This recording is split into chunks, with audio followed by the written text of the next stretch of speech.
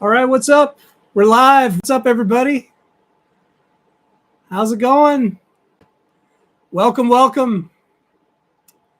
Mark, what's going on? MA from Tacoma, welcome. Peter, what's up? Glad for you joining. Steve in New Hampshire, hello. Red, what's going on? Jersey Red, Rusty as always. Danny, Arkansas, what's up? Hope everybody's doing well.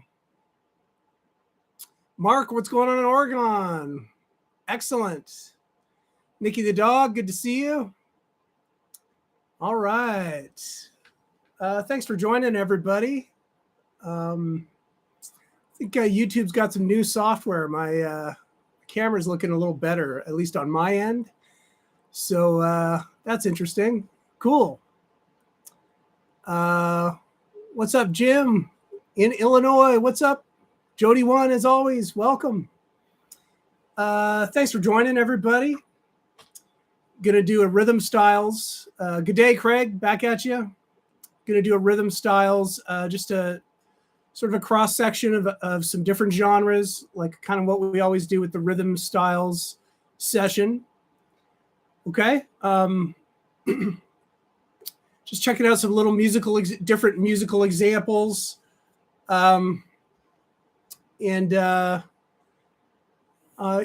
just some exercises that hopefully inspire some experimentation, inspire some things that you might want to work on this coming week. That's all we're really going for here. What's up, John? Good to see you. Excellent, excellent. Well, cool. All right. E. Phillip 4, what's up? Hello, hello. Welcome. For those of you just joining for the first time, checking it out, I do have tabs that we're going to go through tonight. They're located if you expand the description below the video. There's a link to a PDF for tabs. Doug in Denver, what's up? Theodore, good to see you. Thanks for joining, everybody. Friday night, getting it going. So I'll be going through the tabs in that PDF. So, you can follow along and, of course, print it out and work on it for the week. Okay. Excellent, excellent. So, without further ado, I think we'll jump into the first exercise of the PDF, just a regular sort of straight ahead pop rock strum groove, if I can talk, but a little bit of a few little subtle things in this that make it a little bit more expressive, perhaps a little more challenging. And I should say that we're on the electric guitar today. But the focus is rhythm guitar, and a lot of these concepts and ideas you can transfer to the acoustic. So if all you have is an acoustic, don't worry. You can absolutely follow along, transfer this stuff to the acoustic as well. Good day, Brian, back at you at Melbourne. Excellent. Charlie, expand the description below the video. I have in the description, I say, get the tabs for this session right here with a little colon and then a link. Okay, and it should link to a PDF document on Google Drive. What's up? Rad Flying V. All right. Thank you. All right. Jason, good day from Perth. All right. Thank you. Yeah, I love this Wolfgang, right? It's the Sassafras limited edition. So you get the wood grain going on here, which I kind of dig. So that's cool. Zane from Wichita. All right. All right. Thanks for joining. Excellent, excellent. Cool. So some of you might recognize sort of this first groove that we've got, this first strum. It's actually played quite fast, but I want to sort of alert you to sort of the more important aspects of this tab if you're following along with the PDF. Because a lot of times with tabs, they can be misleading. And I've talked about this before, where which strings you want to hit. Okay. And a lot of times when there's strums going on where you're strumming lower parts of the chord and higher parts of the chord, whoever's transcribing the song is just going to make a guess as to which strings you're strumming. And so when you look at the tabs, it looks kind of a little more complicated than it needs to be. And this is one of those cases. I sort of tabbed it in that sort of vein just to show you that it kind of looks a little more complicated than it is. So if you're able to kind of just think about, oh, when I look at the tabs, we're sort of strumming the lower part of the chord on the downstrokes, right, which are the staple looking accents on top of the tabs. And we're strumming the higher part of the chord on an upstroke with those V signs, or the V symbol above those strums, okay? And really, that's as far as you need to go with it. You don't need to look to the tab for every little specific string that you need to be strumming. It's more just like, let's do the lower part of the chord for the for the downstroke, higher part of the chord for the upstroke, and you'll see sort of on the last beat of the bar, we're sort of doing the full chord on the downstroke, okay? Jay, what's up? Always great to see you. Thanks for joining. Okay, so I'm going to play through this slowly and sort of get the vibe of this. We'll talk a little bit about the rhythm, and we'll talk a little bit about how this tab can mislead you a little bit. But it's basically just a G, open G chord. And if you also notice, we're not using the high E string in this. So we're going to tie together all the chords with the D note, 3rd fret of the B string, right? We've got a G chord,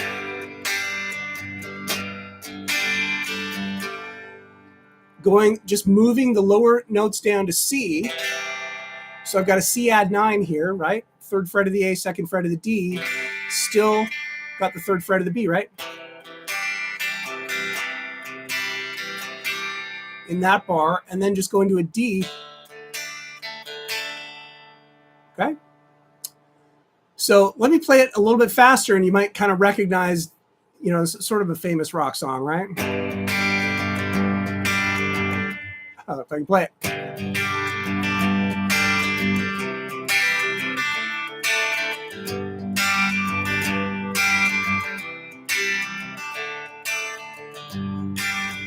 Okay. I think that song was actually played on an acoustic, right? But yeah, we got it. We got it there. Nicky the Dog up first, but you all know that one, right? So this is all about a strum feel, okay? And sometimes strum feels look more complicated than they are with the tabs. So what I recommend is go slow and just generally look at the shape of how those strums are happening, okay? So you've got some clues. You've got the lower part of the chord, okay? Those first 2 downstrokes, low part of the chord.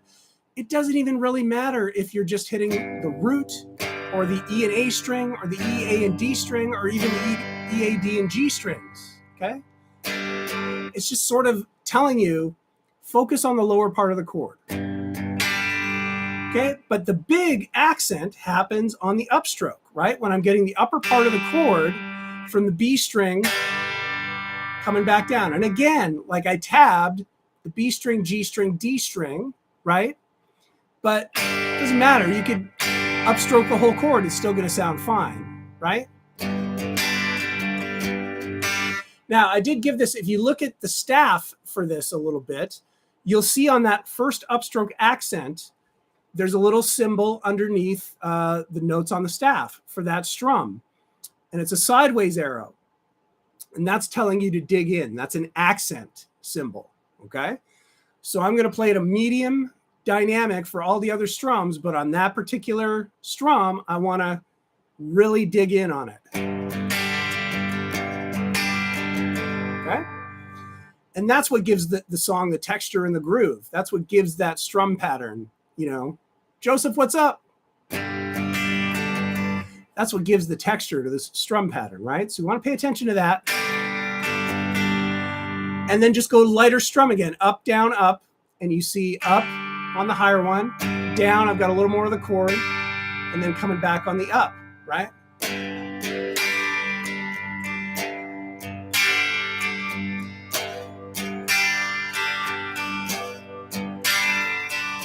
So that's what we want to do. We want to kind of figure this out a little bit, get sort of the right shape and dynamic for it and texture for it, and then go really slow with it to burn it in, right? I'm just staying on the G chord and getting this strum under my fingers.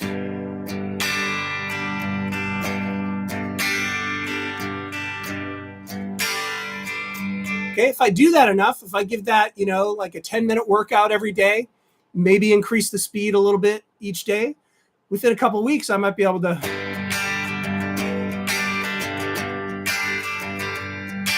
It's going to feel natural, right? Because I'm burning away that resistance in my muscles and in my fingers to be able to do it naturally and speed it up.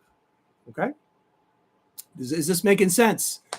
Doug's asking, I started out for years on acoustic rhythm. I was treating rhythm on electric as if acoustic. Can you explain how the electric need to be handled differently than the acoustic rhythm? In this case, this was originally done on an acoustic guitar, but you can, really, depending on what the musical context is or what you're trying to do musically, you do not have to, you might not need to change anything is what I'm trying to say. I think I didn't give a shout out to Tien in Vietnam. What's up, Tien? Thanks for joining. Just noticed that. Sorry. You don't necessarily have to change anything, especially in this case, right? Like just make sure that your tone is good, right? Like I'm like way down on the volume here so that I can get sort of a more acoustic-y kind of clean sound.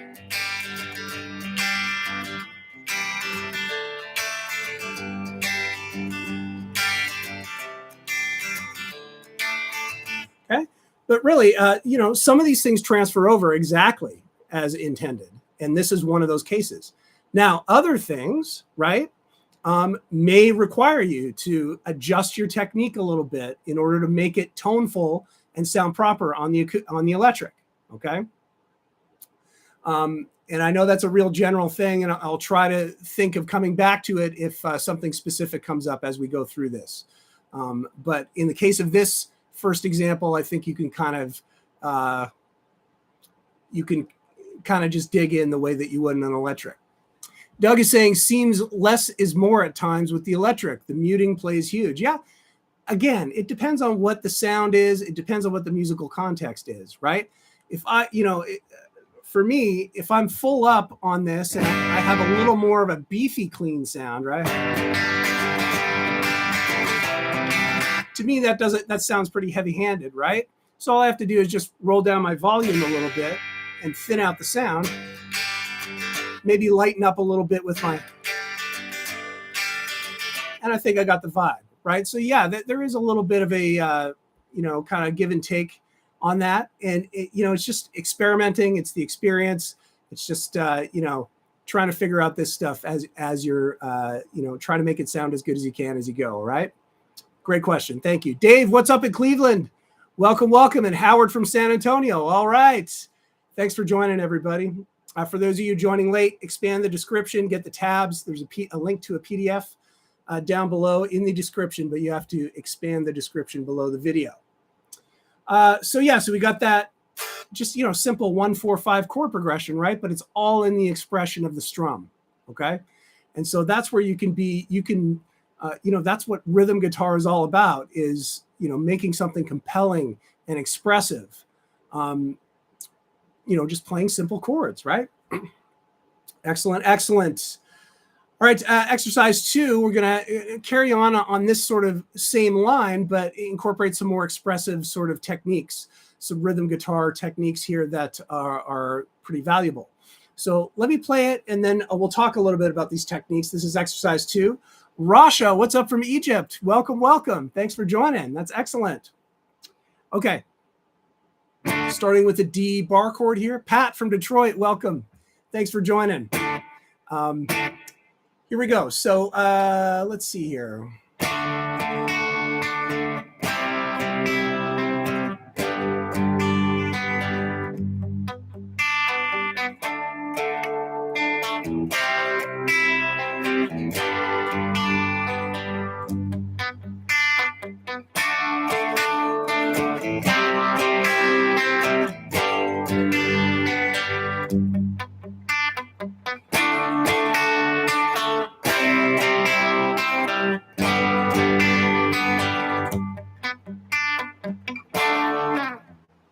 So that's the idea with that one, all right?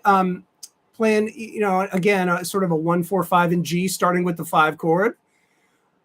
Now, we're incorporating some strums, a strum groove, and an arpeggiation. which means that we're picking out single notes in the chord, letting them ring out together. This first chord, D major, bar chord with the root on the 5th string. So I got the 5th fret of the A string, 7th fret of the D, G, and B, right? 2 downstrokes. And again, you can see the first downstroke covering the chord. The second one is just hitting the lower part of it. That's meant to be a pickup when I start picking the notes with upstrokes, starting on the B string and then G string, D string. Okay, notice that syncopation there. It's 1, 2, and 4. Okay, so almost like a strum. If I was to strum that, right, that's sort of the groove of it.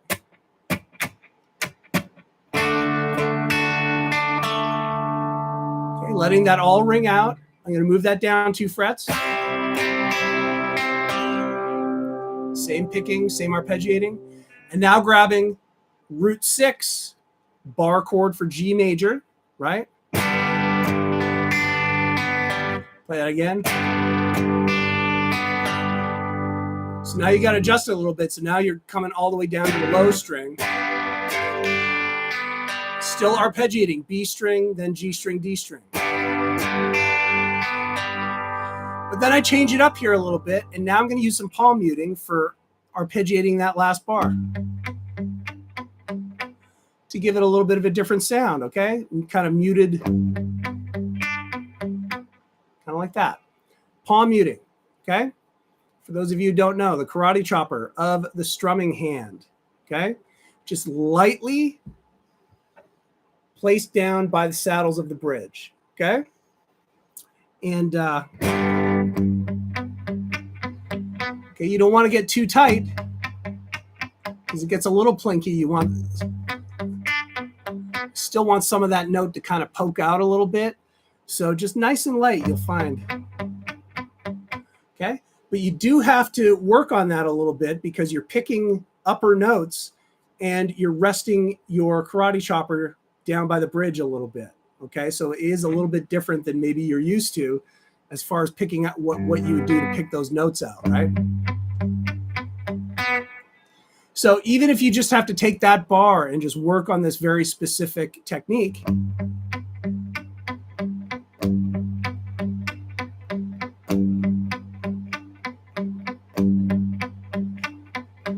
okay, just work on that and go as slow as you need to, right? To kind of get that under your fingers, then start incorporating the other bars into it, right? Make sense? Kenneth, what's up? Charlie's asking, and of course, there are no elementary questions here, okay? All questions are encouraged, please. Are you barring the D chord with your pinky? Yeah. This is totally open to however you'd like to do it. There's a number of ways to do it. I've always gotten used to just doing it with my pinky. And I always kind of make sure I curl it up near the E string to mute out that E string. But you can use your ring finger if that's easier for you, or you can even scrunch it in. I don't know, some people do this. I don't know how they do it, but 3 fingers there, like you almost would with an A chord, and stretch that. Some people might do that. I find it, once you get used to barring down like that, it's a lot more convenient and easy to do it, but it might take a little bit of work, right? All right. Excellent. Randall, what's up in Maine? Thanks for joining. And those of you, again, showing up a little bit late, expand the description. There's tabs. Look for a link. Once you expand the description, there's a PDF. We're going through it. Okay, so some cool, a little bit of palm muting and also combining the strums with the arpeggiations, classic rhythm guitar approaches. Okay, well worth your time trying to incorporate those. All righty, got a little bit of a country riff here coming up because we're doing some styles, right? Let's see what we got going on here.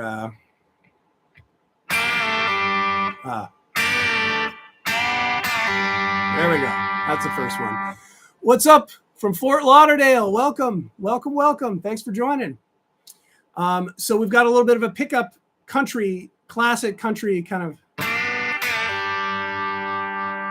lick right here out of the open, sort of off an open G position. Okay, so I've got my top two finger, my ring and my pinky up on the 3rd fret of the B and high E string, and I'm going to use.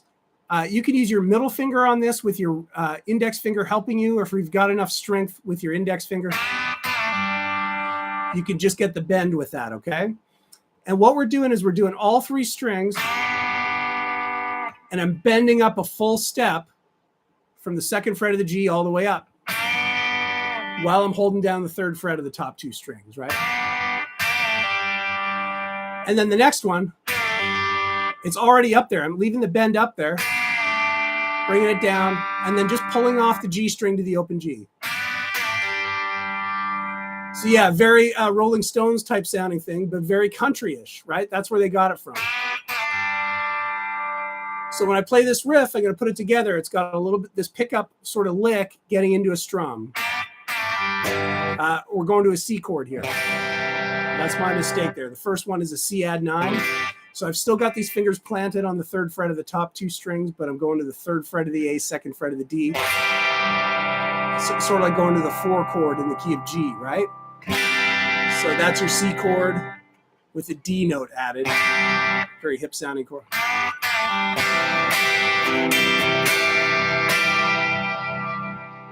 Okay, let's look at that strum. Down, down, down, up, up, down. And kind of muting a little. Down, down, down, down, muted down, up, up, down. So just kind of throwing that. You got it, Joseph. Absolutely. All right, let me try and play through the whole thing, and we'll get into it a little bit more. 1, 2.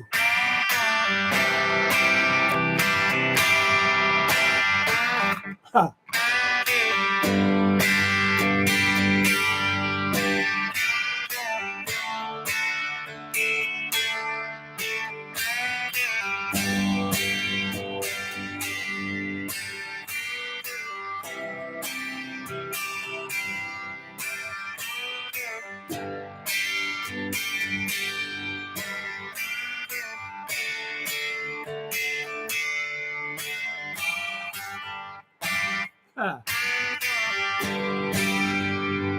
All right, more or less that's what we're going for. Close enough for country rock and roll, right?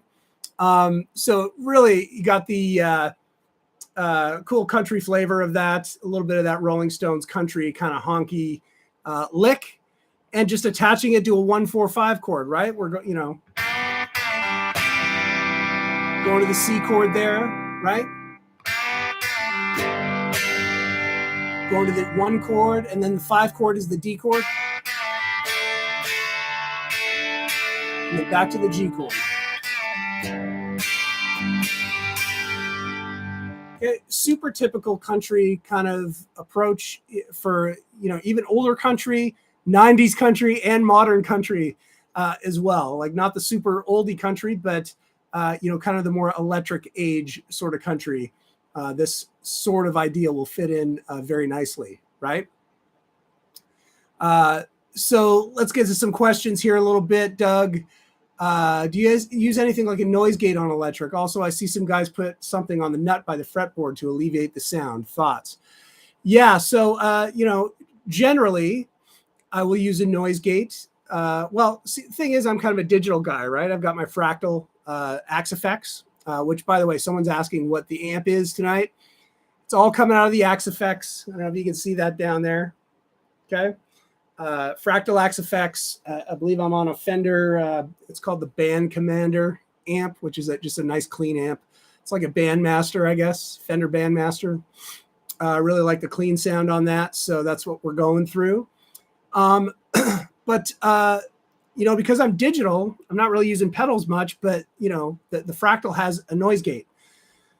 And so you could use a noise gate if your guitar is a little bit buzzy, right? If you got single coils, which give you single cycle 60 cycle hum, or P90s are kind of a little bit noisy, depending on what kind of amp you're going through. And especially if you're using a lot of overdrive or gain, it'll be a little bit noisy, right? So there's some tools on the Fractal to be able to kind of dial that out, or just use a straight up noise gate on like a heavy rock sound that cuts off at a threshold in between to clean up things.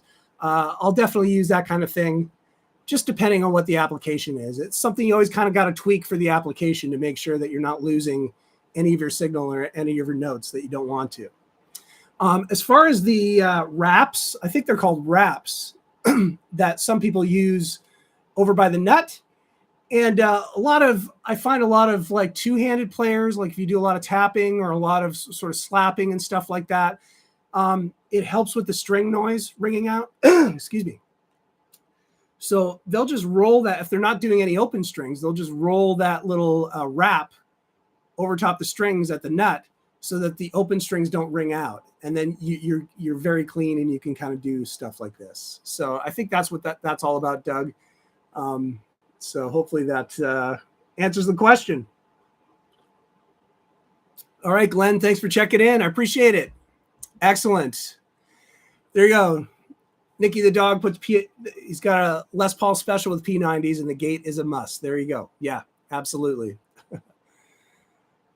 Yes. All right. Cool. Exercise 4. Cool thing, we haven't done anything in 6/8 in a while, I don't think. 6/8 time signature. And just a simple R&B approach. 2 different approaches, actually. Typical R&B type of way to play through a chord progression. And interesting chord progression here. We've got a C to A minor to A flat to G. So there's a little bit of a chromatic sort of walk down going on with the chords. You'll hear it. It sounds pretty cool. So let me try the first one, 4A, exercise 4A. And we'll talk a little bit about the feel, the timing of 6/8, as well as this approach. Okay, so let's see if I can play it here.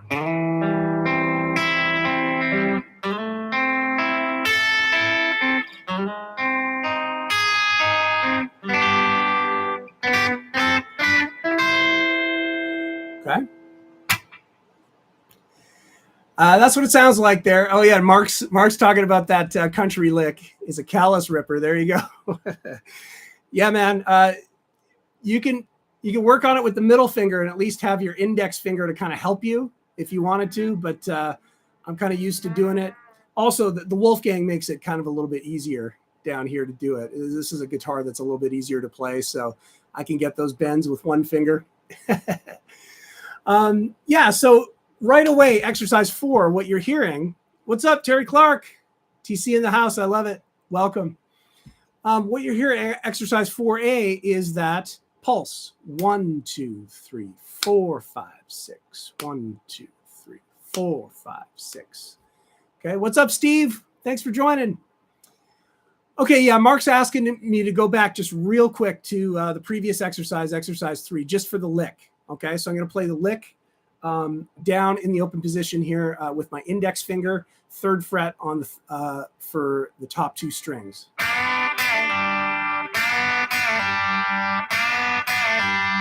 Okay.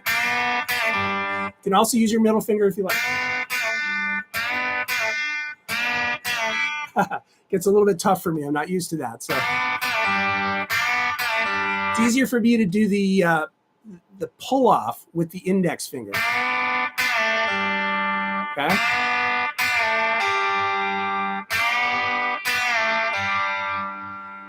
Okay, does that help?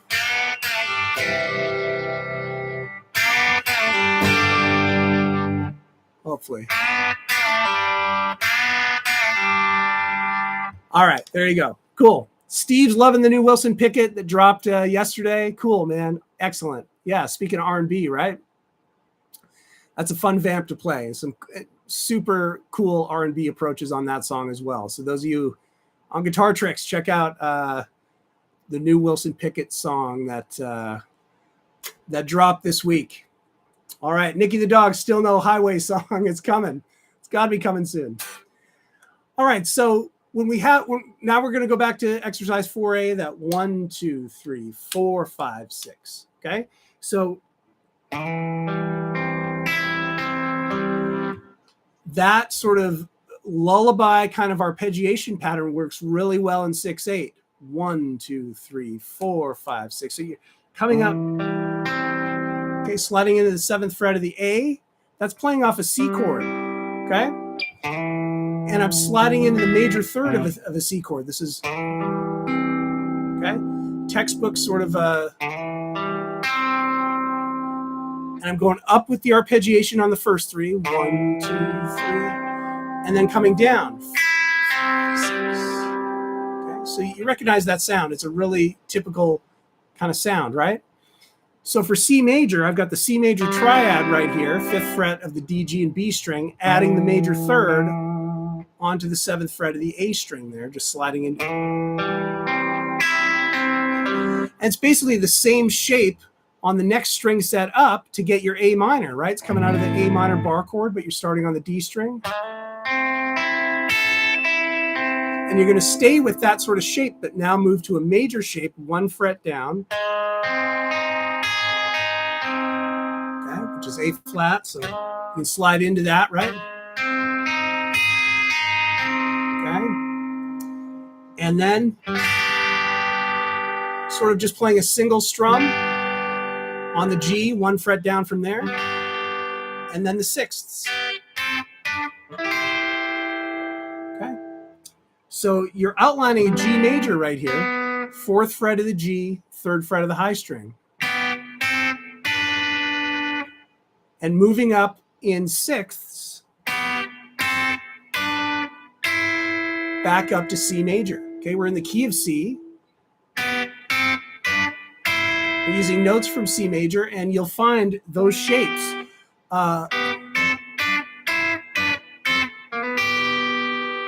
Very cool.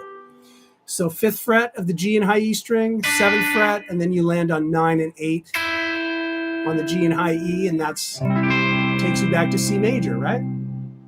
So one more time on that, R&B kind of.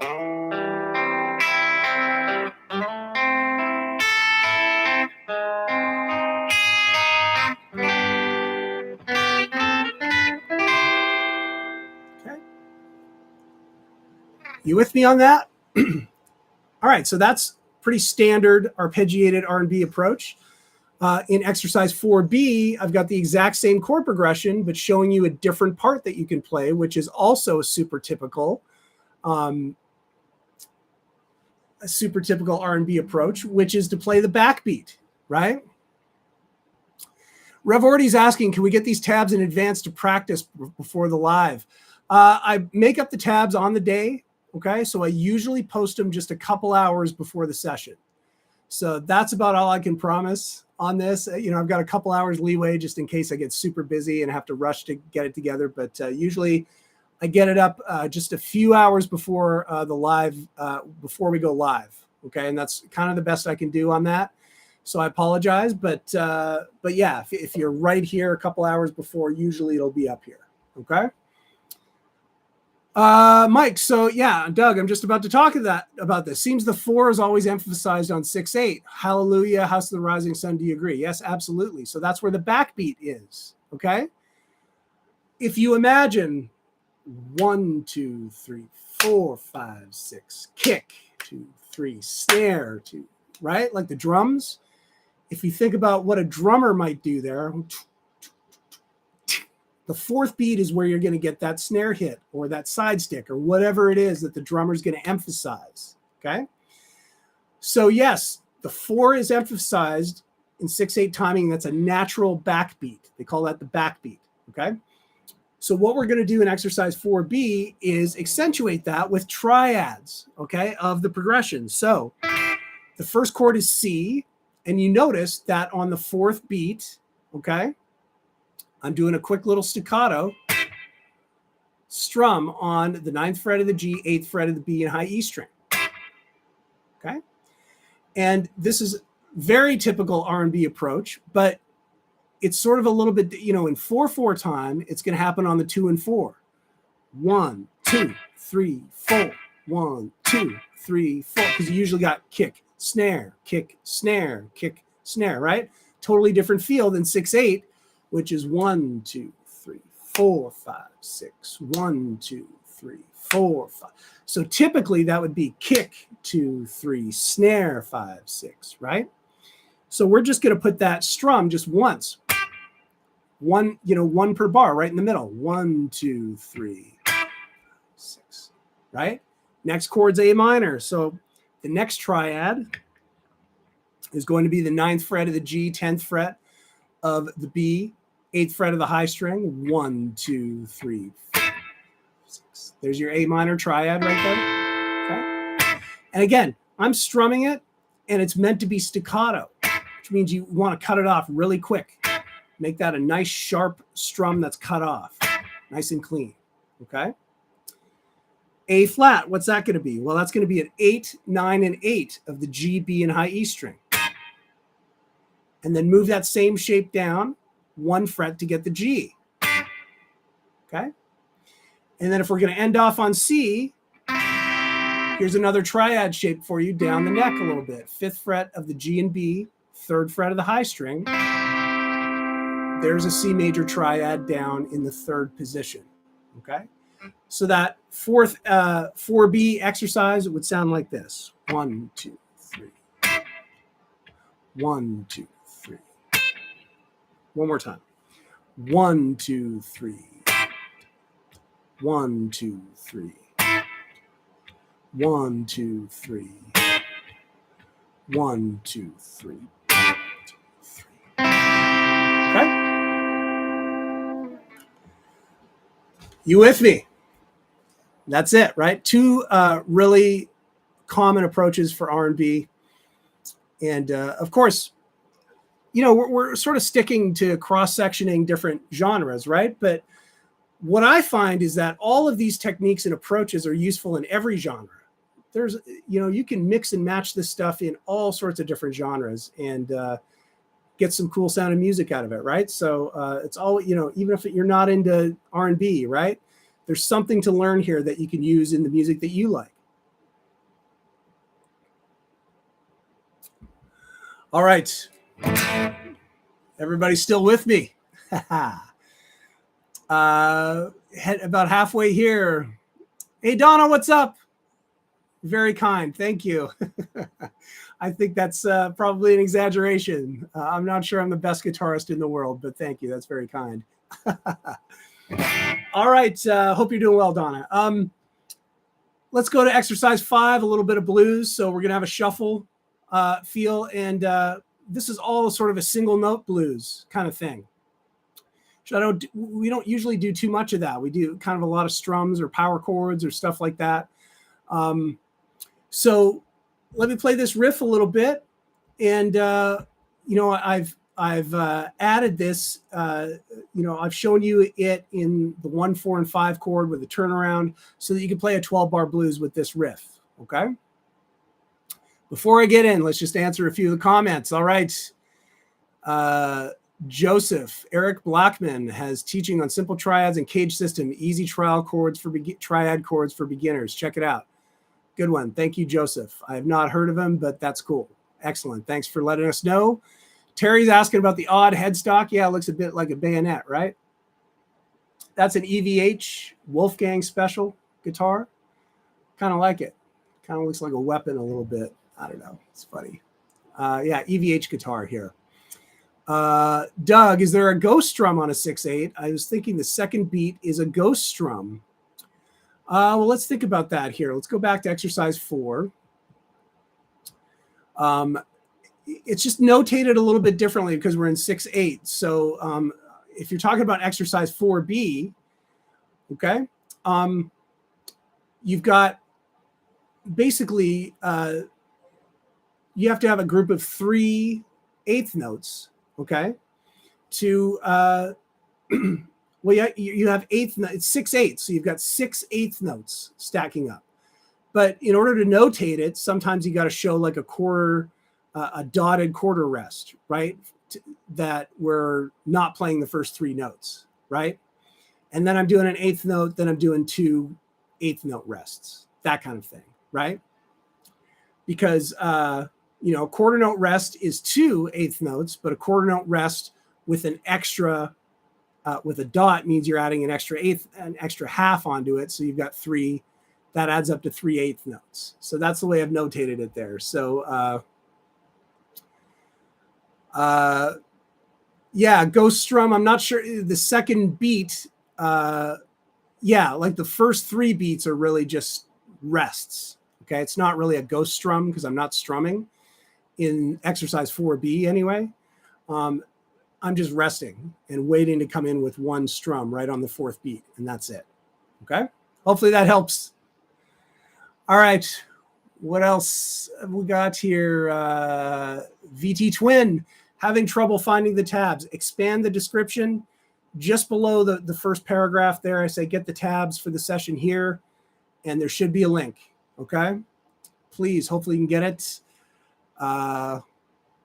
Joseph's got an Ernie Ball music band, sort of like that. Yeah, well, you know, Eddie was with music band at first, right? So it's sort of in that family of guitars for sure. Thanks, Nikki, for helping out there. Nikki the dog, yes. And Rusty, thank you. And Russ and Rusty, thank you. All right. Cool. All right, blues time. So let me see if we can play this one.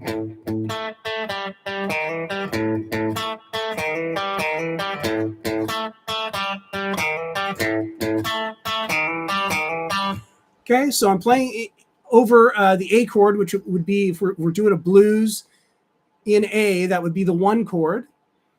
And the first thing you'll notice is that shuffle feel, okay? And that's denoted by just above the title where you see 2/8 notes equal.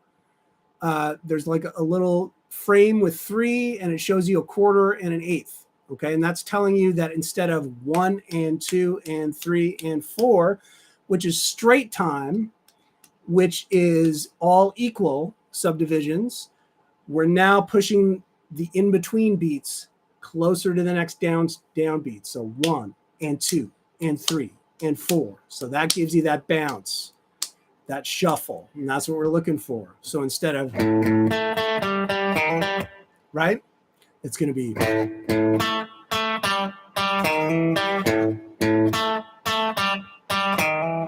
okay? Do you see where in that first bar, it's all 8th notes, 1 and 2 and 3, and then there's a triplet. There's a group of 3, triplet. And we're going to use a little hammer on there, 6th fret to the 7th fret on the A string, going to the 5th fret of the D, right?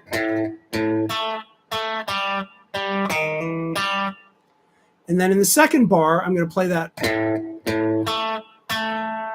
right here twice, just to give a little variation to the riff. So you put it together and add a little bit of speed.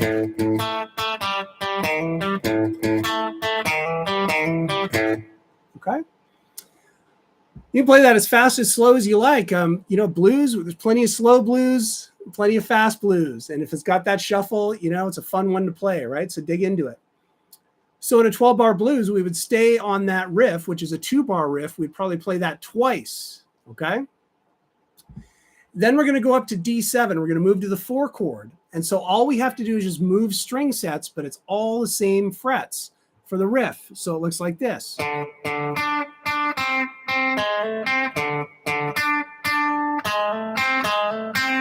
Okay?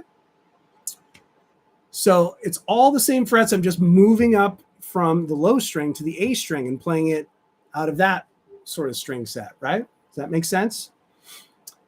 And if we're in a 12-bar blues, we go to the 4 chord for 2 bars. So I would just play through that riff once and then go back to the A chord and play through the riff one more time, okay? So the first 8 bars of this, if I was to play this, it would sound like this.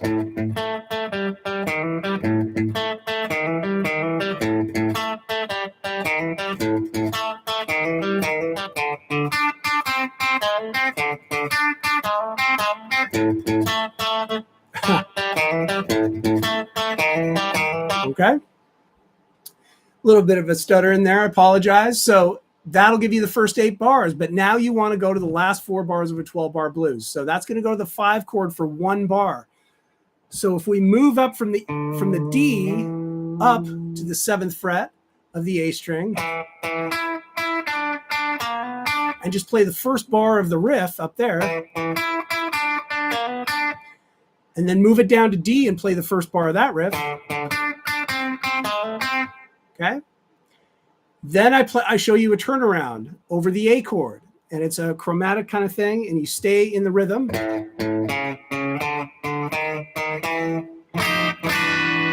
Okay. 5th fret, which is the root of the low string, and then 4, 5, 6, 7 with a 9th chord at the end. Okay. So that last little turnaround sounds. Okay.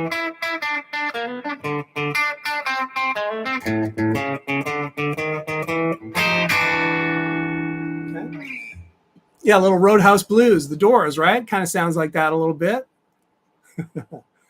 Absolutely. Cool. All right, so there's your blues for you. Nice, straight ahead, single note blues. Work on your shuffle a little bit. Go slow as you need to on all this stuff. And what I typically try to do with the blues examples is just to show you the building blocks so that you can plug it into any blues form, right? Like there's lots of different types of blueses, and they all dictate when you change chords and all that kind of stuff. So if you know what the riffs are for each of the chords, it's just a matter of knowing when the chords change, and then you change to adapt the riff to it, and knowing when to put the turnaround, right? There you go. I like that. Nikki the dog as well. Experimenting. Do it. All right. Exercise 6. Yes. Oh, yeah. It does. Yeah, that's what you're talking about.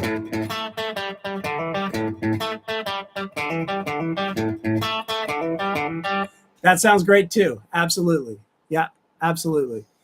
Good one. I like that. All right, because we got the let's see if I can do this.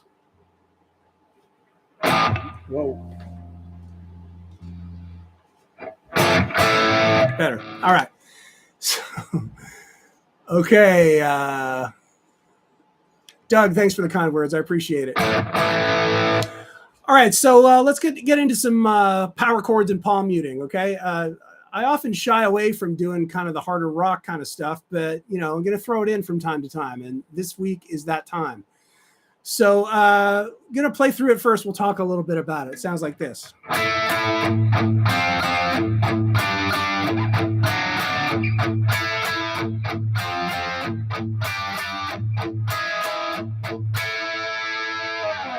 Okay. So what we got is power chords with the root on the D string. So that's a little bit of a specific shape because the B string is tuned flat, right?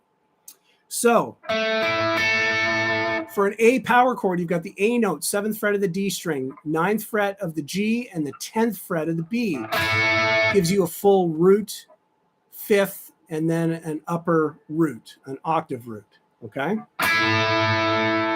So that's an A5 or an A power chord. Okay, and in hard rock, what we'll do is move power chords around and pedal it off a palm muted root note. In this case, I'm just chugging on the open A string, right?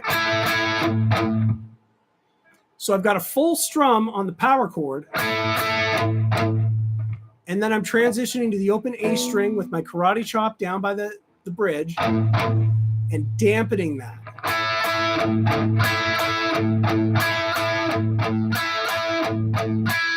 Okay. Now, once you got that sort of rhythm down, right? Because that rhythm doesn't change. It's strum, strum, palm mute, palm mute.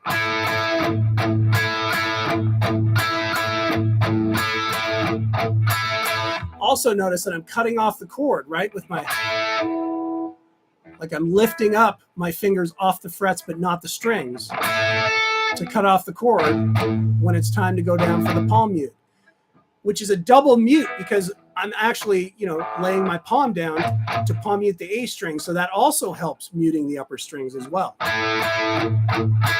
So you can keep it nice and clean, especially with the overdrive sound or the gain sound, right?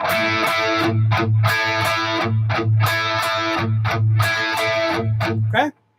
So Now I'm going to move these chords around. So I'm going to go from A to F, which is down on the 3rd fret, but it's the same shape, up to G, which is on the 5th fret, right?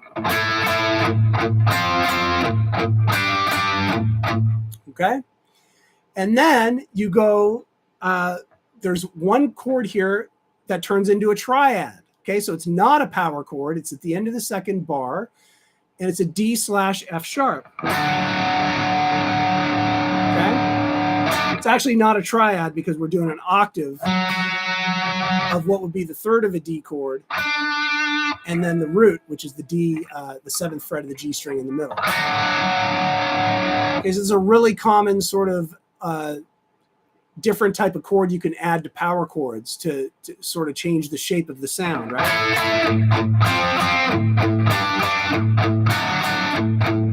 Okay, so that's really just a D chord. But I'm playing it with the major 3rd in it, okay? And it kind of gives you, sort of that walking bass motion a little bit, right?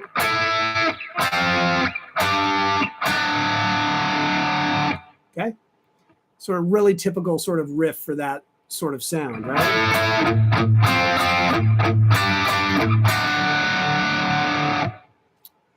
Okay, if I wanted to play that, I guess with,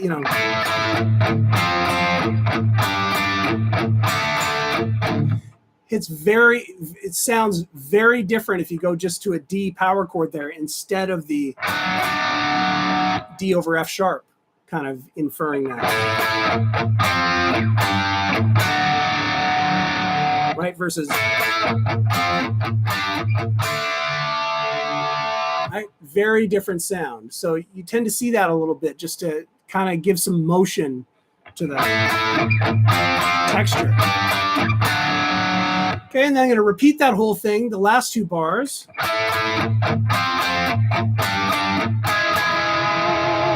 And then I'm going to go to like an E over G sharp, right? So that really pulls you, it wants to pull you back to the A chord. You can feel how it's...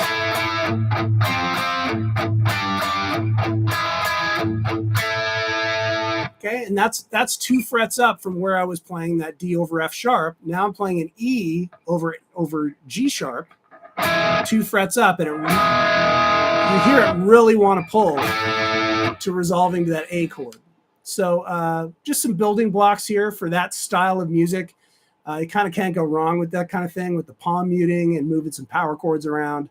Love it. All right. All right, back to some clean. Let's do some funk rhythm stuff. So this is 16th note rhythms, okay? And starts off, we're going to play off a triad shape, C minor up at the 8th fret of the G, B, and high E string. It's a C minor triad, and I'm actually coming in from the 7th fret and sliding in.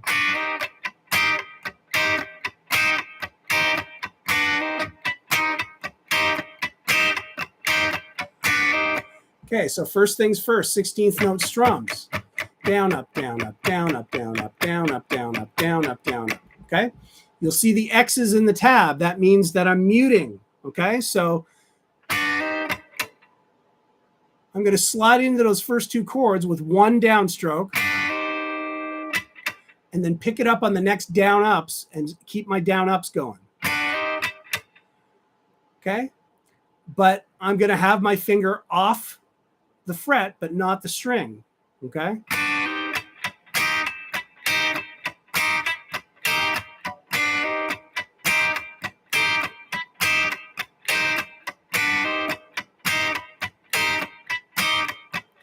Now notice where you have to press down that chord, right?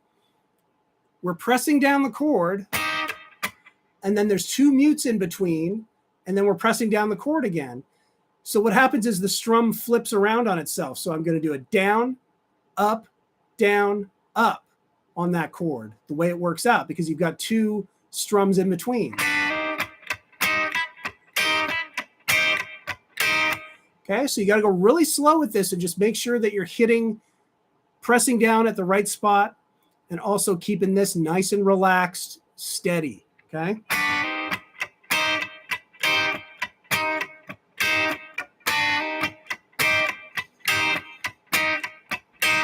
Okay.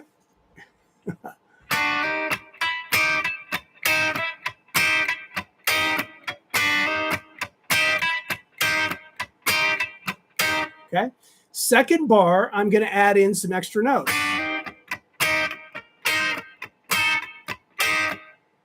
So on the B string, I'm onto the chord. I'm adding the 11th fret for a strum on an upstroke, 10th fret to the chord on a downstroke. So those are real typical funk moves, right? To kind of just add a little melodic sort of thing to it, right?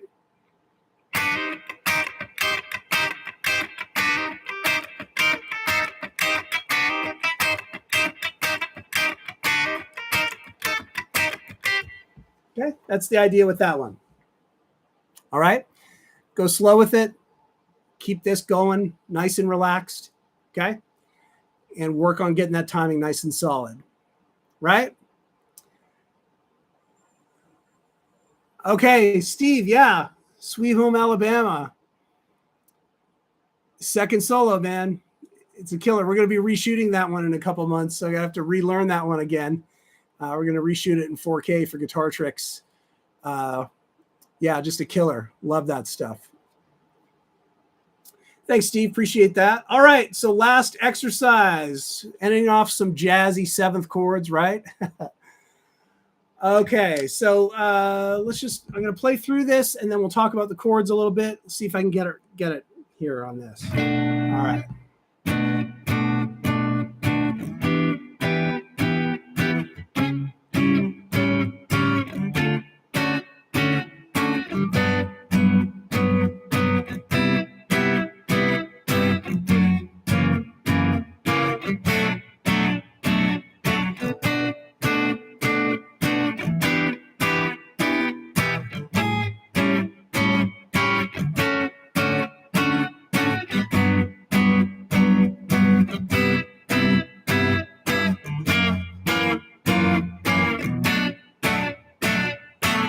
All right. So some tough grabs in there, as you can hear. It wasn't quite as clean as I'd hoped for, but we all got to work on it, right? Yeah, there you go. So you've got sort of this swinging jazz thing, but really the strum is just all on the quarter note, and we're sort of doing it with rests in between, right? Yeah, Jason, it is. We did do Fly Me to the Moon a couple months ago there a little bit. Sort of the same sort of thing a little bit. B minor 7. Okay, so you've got the root on the 7th fret of the low string, barring down at the 7th fret of the D, G, and B. And then E minor 7 is the root 5 version of that. A7, this is kind of a tough grab. So, if you wanted to, you could get the full A7 bar chord, root 6, if you wanted to. But the jazz guys like to kind of omit the A string. So you've got the root on the low string, and then you've got like a 3-note cluster in D, G, and B, right? Okay.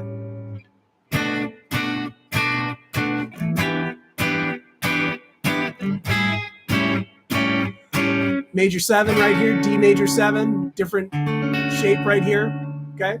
5, 7, 6, 7 from the A all the way up to the B, okay? Then a G major 7, once again, 3rd fret of the low string, not using the A string, so curling your finger to mute it. 4th fret of the D and G, 3rd fret of the B. C major 7, same as the D major 7, just 2 frets down. And then you've seen the 7, dominant 7th for F sharp, same as what you would have played for the A, down the 2nd fret, and then what you would have played for the E minor 7 up here is the same shape down here for B minor 7. All right? Rich 7th chords, major 7s, minor 7s, and dominant 7s. The sound of jazz, fun stuff, right? Randall's got a good question here. Enjoying the stream, which I like. Not advanced enough to follow the theory. That's okay. I throw in the theory, okay? Because if you hit the theory over and over and over and over with people, we got a lot of people coming back each and every week. some of the stuff starts to stick. I don't expect anyone to follow 100% what I'm talking about, but I like to throw it out there because eventually it starts to accumulate and starts to set off light bulbs, okay? But at the very least, you've got tabs, right? I'm showing you some examples of some stuff that maybe you can work on this week, some things that might excite you, inspire you, and get you to experiment and practice a little bit more. That's the whole reason for this. So don't worry too much about the theory. If it's over your head, it will come, okay? But I appreciate you hanging out for all this time and sticking with it, okay? All right, thanks. Thanks, everybody. As always, Steve, I appreciate it. Mark, thank you. Oh, yeah, and no, he was asking if there are any moderate lessons being streamed at Guitar Tricks. Check out Guitar Tricks, man. We've got the fundamentals course, learn at your own pace. It starts from the very beginning, okay? Check it out. Highly recommend it. All right, Theodore, thank you. Rusty, thank you. Chad, you're getting to it right at the end. All right, replay it tomorrow. I appreciate it, man. John, thank you. Russ, thank you. Yes, I'll continue to do so with the theory. All right, Steve, thanks so much. Yeah, I appreciate it. Thanks for the kind words. I am doing a little bit better. No coughing this week. I guess we're pretty much done. So there you go. But yes, a world of difference. A week makes, right? Doug, thank you. Danny, thank you. Barb, thank you. Joseph, all right. Excellent, excellent. I appreciate that. Thank you. Nikki the dog, thank you. Brian, appreciate it. Jason, thank you. I appreciate that. Jay, as always, thank you. Joel, excellent. Well, I'm glad you could make it too. All right, Gerald. Hey, kind words. Thank you. Rad Flying V, as always, thank you. Yeah, Larry, check out the replay, man. Hope you get some stuff out of it, all right? V Twin, we'll see you next week. Sounds great. Steve, we'll see you then. Dave, thank you. MA, thank you so much. Joseph, thank you. Mark, back at you, brother. Thanks so much. Doug. All right, everybody. Have a great week. We'll see you next week. We'll be back on the acoustic workout next week, I think. And hope you have a good weekend into next week. Take care. Cheers, everybody. See ya. See ya. See ya.